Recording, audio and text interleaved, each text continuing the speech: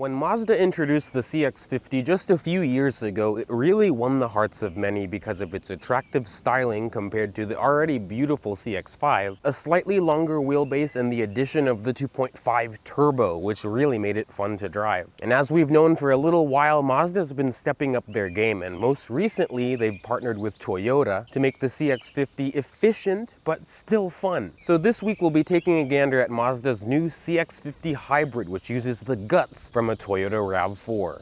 What?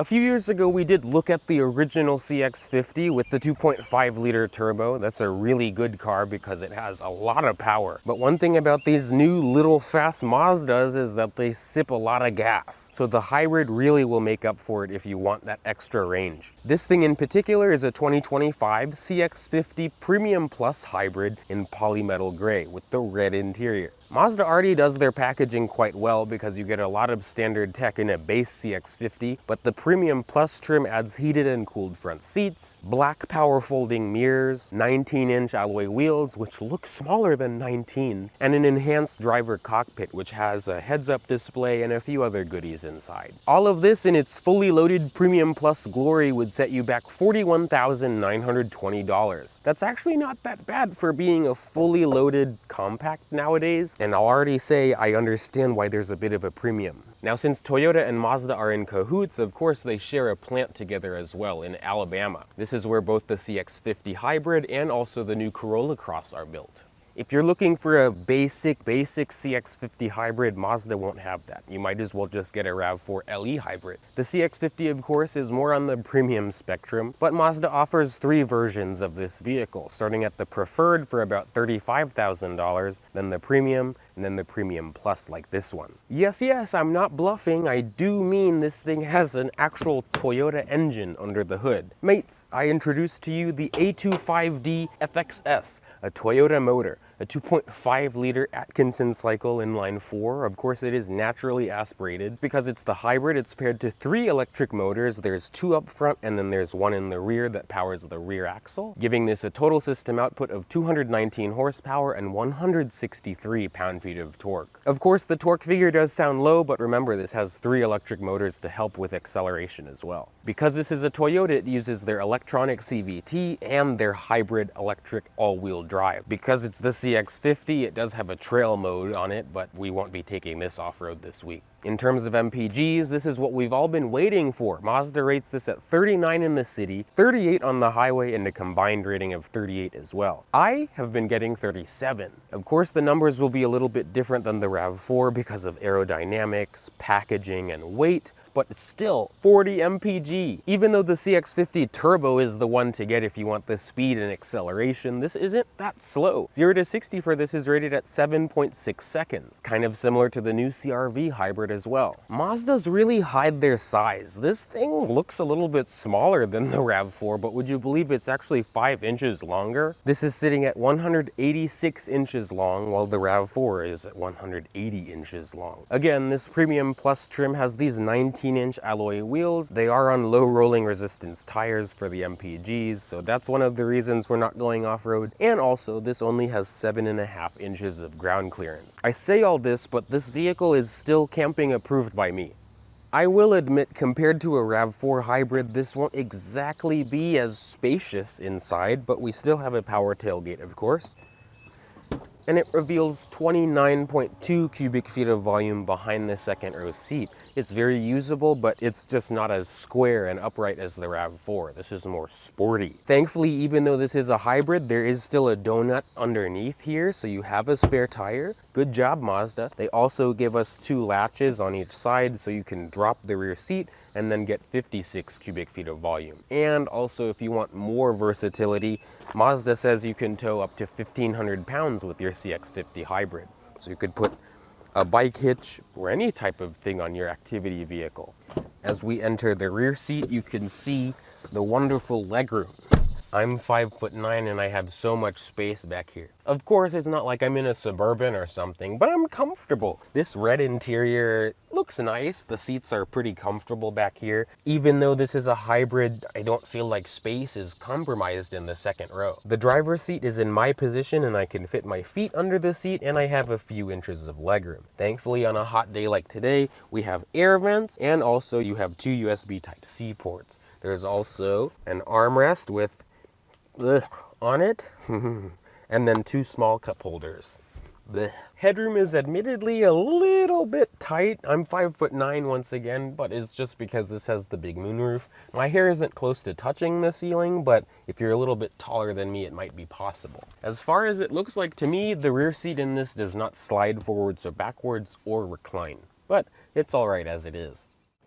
I welcome you to the driving experience of this fancy RAV4 hybrid, and we're not talking about a Lexus RX hybrid this time. This is the key fob because it's hot. This is Mazda's current key fob. As you can see, we have our lock, unlock, trunk release, and panic button on the side. All you have to do is keep this anywhere inside the vehicle and press the power button to go. This car, upon first impression, really makes you feel like you're in a premium vehicle. It doesn't feel cheap. The steering just has a nice weight to it, especially if you're coming from something like a RAV4 hybrid. This just feels more dense, more luxurious. It's quiet, the ride is pretty smooth, but I'll put myself in power mode.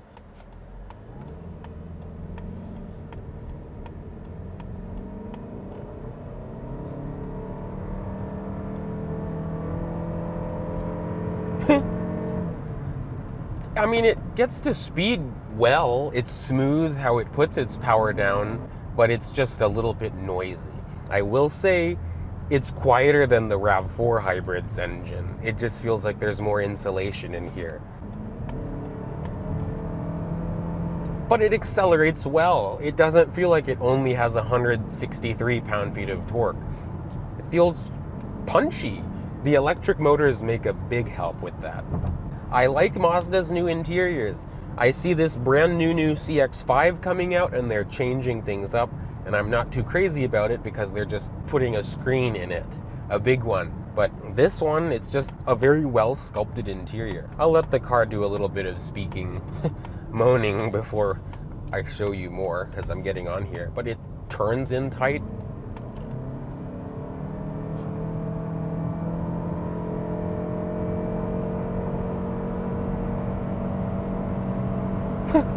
This is stupid. It's just, I feel like a bot.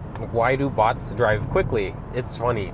But it's smooth power, but really under full throttle, it's a lot quieter than the RAV4 hybrid. That's something I do like. Visibility is thankfully pretty good. I haven't had any complaints. The mirrors are nice and big, so I can see out of everything. The steering wheel really feels nice. I love how it feels. It's a 3-spoke leather-wrapped wheel. It feels really nice. Great grip, great driving wheel. There are buttons on the wheel. On the left side, we have audio controls as well as some Bluetooth controls. And this info button cycles through some of the information in the gauges. The buttons on the right side control the cruise control, and that's about it. This does have a good horn, if you could even hear it, but behind the steering wheel we have automatic headlights, and on the right side, behind the wheel, we have rain-sensing wipers on this Premium Plus model, so that's nice. Because this is the hybrid, we don't have a normal tachometer, we have a power and charge gauge. In the middle it's digital, and it's offered a reasonable amount of stuff to look at, but nothing that'll blow you away. At the same time, it's nothing that'll overwhelm you either. This vehicle also has a heads-up display, which is pretty crisp, easy to read. Mazda's done a good job with their heads-up displays. In the center we have this 10.25-inch display, which is touchscreen, but only when you use Apple CarPlay. Otherwise, if you just use the normal Mazda interface, it is not touchscreen. You have to go back to using this rotating dial. It does wired and wireless Apple CarPlay and Android Auto, so connectivity is not a concern in this car. You have all the bells and whistles that you'd need. I have cooled seats, thankfully today. Cooled seats for the front passengers. The seats are pretty comfortable, just like other Mazdas. They're supportive, but this isn't a sports SUV by any means. It's more of a lax SUV, I guess. Look at this. Unbelievable. I hope the camera saw that, because that's ridiculous. But the seats are certainly comfortable. They hold me well. I haven't really had any issues with fatigue. The driver's seat is full power, and it even has two-way power lumbar. The passenger seat, thankfully, is also full power, but it just doesn't have that lumbar function. Below, we have dual zone climate control in the CX-50. Thankfully, works very well on a hot day like today, and all the buttons are physical. There's nothing that's embedded into the screen. Thank you. You can see it has the blind spot monitor. White van drivers are always trouble. Here he goes again. This thing has been pretty good to drive. White van drivers are always trouble, but passing power is good. No problems on the highway. You really won't feel like you're missing out too much on power compared to the turbo, because getting 35 to 40 mpg regularly, that's very nice. That's what I've been getting. You can put this vehicle in a dedicated EV mode, but it only works under very light throttle input, so not really on the highway. It's more like around the neighborhood, parking lots, or in town. It does work. Like right now, I'm just kind of coasting and it's in EV mode, so that's good. This car flies under the radar. The only way you can tell it's a hybrid is from the badges, or if you're a nerd, maybe the wheels.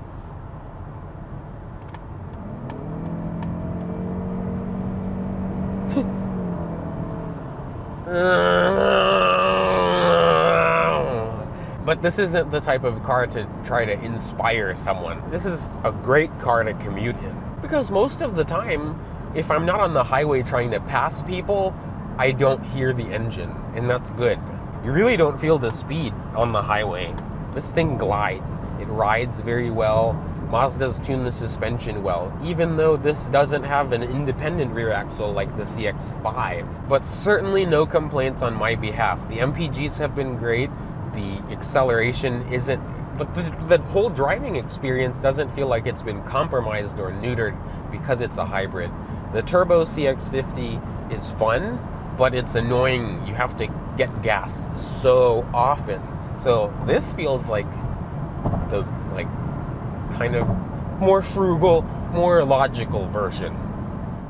And that, my friends, concludes our time with the new CX-50 hybrid. This thing exceeded my expectations. I thought it would be a little bit more boring and bland than it actually is. It's actually fun to drive. I'm happy that Mazda retained the driving dynamics of the original CX-50 and just made it even more efficient. Let me know in the comments if you've bought a CX-50 or a CX-50 hybrid, and let me know what you think about it. And again, I really like it. It's Bern approved. Hopefully one day Mazda will send us a Meridian edition so we can take that off-road and see how it does. But before I start rambling about tire sizes and tread depth and gear ratios, I appreciate you watching this video. Again, I hope that you enjoyed. Thanks for hanging out with me. Remember to like, comment, and subscribe for many more videos like this, and I'll see you in the next one.